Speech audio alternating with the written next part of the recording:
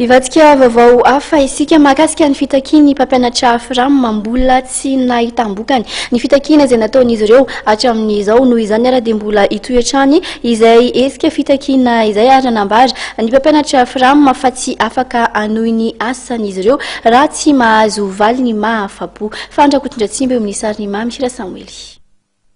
Mitoetrany ny fitakiana izay tanterahan'ireo mpampianatra Frama mivondra ao anatin'ny sindikany anefa mahakasika ny tambon-karama efapolona izay mbola tsy azon'izy ireo. Efa anisany fifampiresahana natao tamin'ny tompona raikitra avy amin'ny ministera ka nambarany tamin'izany fa efa nivoaka ny vola ary efa lasany amin'ny trésor ny vola mahakasika izany. Saingy androany dia nampahafantarina azy ireo ny fikatonan'ny compte misy izany. Zavatra anankiray rehefa nitady vaovao zahay dia mampalahelo anay hafandray ny zavatra ionay androany satria ny clôturen'ny trésor ny compte draine eo anivon'ny trésor renanalamanga manokana zany io. Ny vola zany efa amin'ny trésor fa clôturé araky ny taratasy izay nalefa ny eto aminay zao.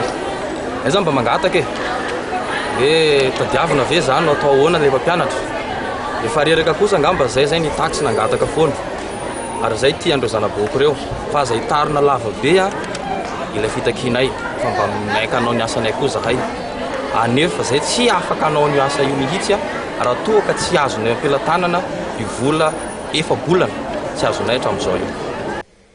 Ny UNICEF no mandony tambon-karama efa-bolana farany amin'ny taom-pianarany. Fantara nefa fa miandry ny tatitra momba ny fandoavan'ny draine ny ara-dalàna ny 2 volana ny fahaenina avy amin'ny faritra sasany izay vao mamoaka vola ny UNICEF. Araka ny resaka natao tamin'ireo mpampianatra Frama nefa dia ny mpampianatra Frama no mandrafitra ny 900 mpampianatra manerana ny Madagasikara eo amin'ny sekolim-panjakana.